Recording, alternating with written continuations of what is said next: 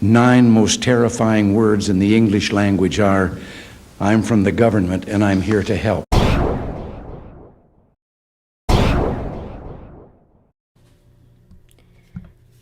So this is my entrance essay for graduate school.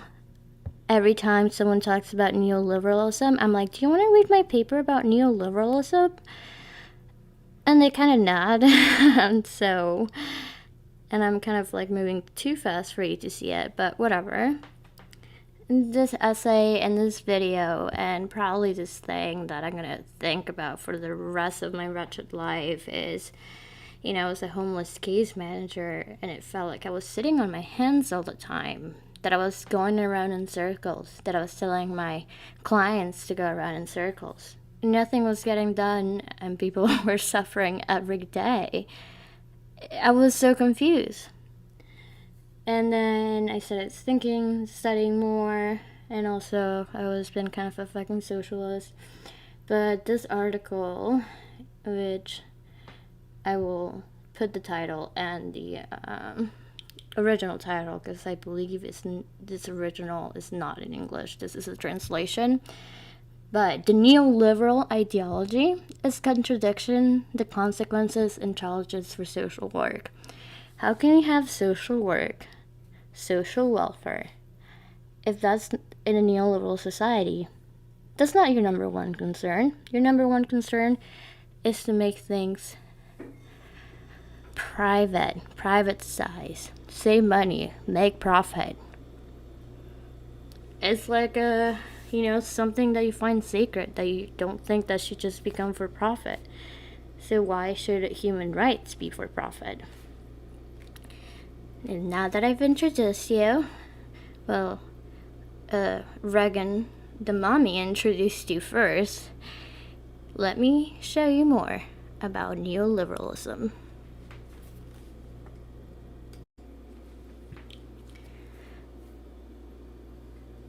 In the analysis of the economic processes within the social work profession since the 1990s, too little attention has been paid to the fact that the focus of efforts is not the well-being of the client or an improvement in the quality of the social work, but rather the preservation of resources. The iconization of social work is kind of a Trojan horse. Reagan just inserted in there, you want more social services? Make it neoliberal, make it private. So it's all about the bottom line. The bottom line should be, if you run some, business, you're an executive, some gross job like that, and you wouldn't want jobs like human rights to be about the bottom line. How much money have you saved on human rights this year? And sort of the same with social work, but it's what neoliberalism forces us to do. It's not whether your welfare increased physically, psychologically, materially. No. It's how much money did we save and we can pocket. And that's not how social work, health, food, shelter should work. Since the fall of the Iron Curtain and against the background of dominant neoliberal ideology, the market has increasingly become the organizational principle for government and societies.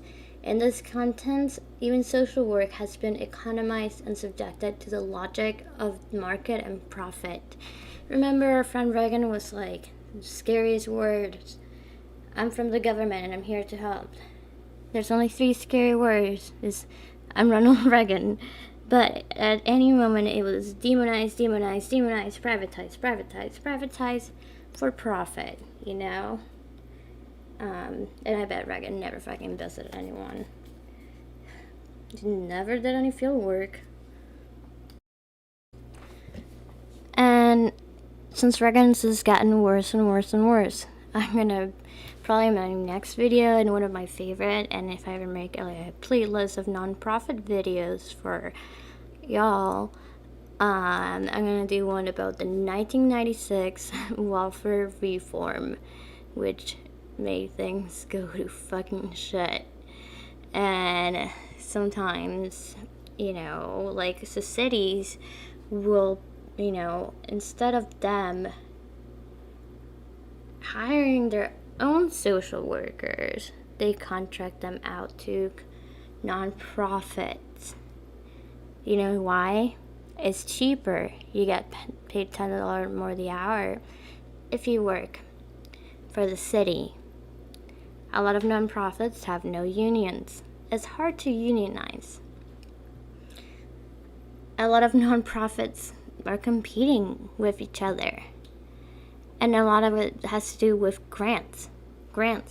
People just don't get money, to provide services. They specifically have to, the nitty-gritty, just write grants.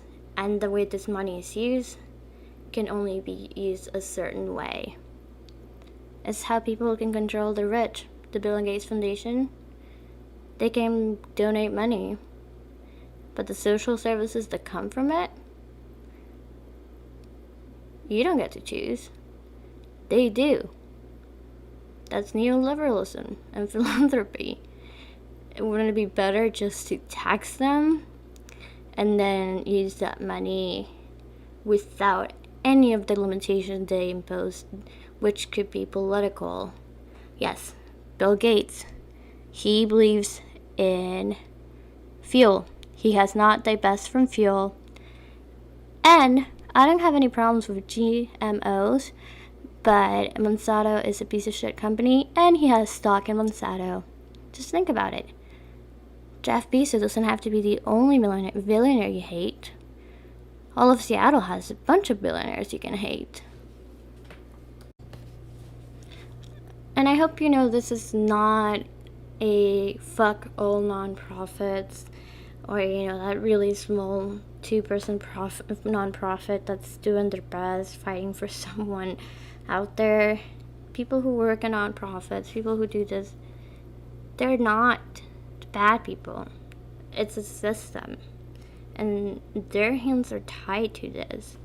Think about it. These grants are competitive, so agencies, instead of working together and in cooperation, to have a connected response regarding homeless people or mental health, they don't. They keep information to each other.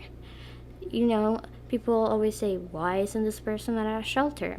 And I say, you know how hard it is to walk up any night and try to get a shelter. I can be like, can he get in this shelter? Sorry, only agency X has access to this shelter. Only certain agencies have access to either the best shelters, the only shelters, all because of grant money, all because of contracting out. All of this bloats the system, and it's more and more and more politics.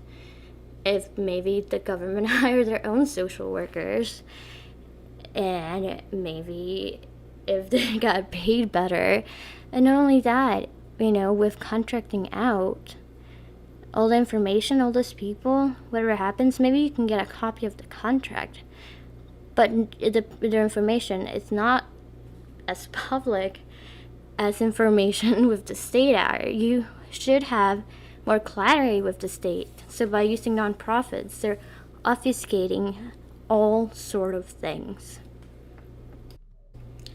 And all these nonprofits have this burden. Like, look at all of the things they have to fill out. Look at all of this paperwork. Look at it. It's ridiculous. And here, these are the fathers of the Chicago School, the lords and gods of neoliberalism, who they got to Frankenstein, Chile, after overthrowing Salvador Allende. And customer can choose between different services and have financial resources to buy products. So calling a client or someone who gets social welfare, it's wrong. It makes sense. You don't have a choice. Especially with welfare, people have this attitude. It's like beggars can be choosers. So you don't have the option or the idea of good customer care, even though it's supposed to work just like a business. Doesn't it seem like it's just really, really awful for everyone, but this just makes certain people a lot of money? when I moved here, in this city in particular, there can be a lot of anti-homeless movement, and people would say, the non-profit industrial complex. And I would just think that there were some right-wing nutsos. Sometimes right-wing nutsos are right about certain things. Too bad they spend most of the other time being racist, hateful, and dense. But it's just like social work tries to make itself redundant to help clients help themselves with empowerment. Ultimately, they just come back. Social work is probably one of the safest career choices. There's nothing wrong against being a social worker. But if you think about demand or whatever, or the profession of pain, and there's always going to be demand for it, until there is a system, a less neoliberal system, in which it'll be easier and naturally for people to get the things that they need to survive and flourish. I didn't watch Zone, or maybe I need another explanation, Cassandra is very confusing, or I might need an explanation. So, neoliberalism is a political thought that emerged late in the 1970s. Neos for new, liberalism as in classical liberalism, which tends to be the people they advocate in the Enlightenment era for laissez-faire, capitalism, great people. And then Reagan and Thatcher in the 80s, that was their, that's what they loved. They loved it. And they wanted to privatize everything. You want your human rights privatized. You want your food to be privatized. You want your highways, your libraries. The list could go on and on and on and on. And that's something we know is economics. And so when you live in a neoliberal society and the idea is to just make as much money as possible, it doesn't matter if your social worker made you cry. It doesn't matter if you went to the doctor and you feel even worse. None of it does. Because the government save money, will get to make money, private companies will get those juicy contracts, and quality is still not going to be on people's minds. Obviously, the choice is universal health care. But for now, we should fight for quality care. It's not about the bottom line. You're not a number. You're a human and you deserve good treatment.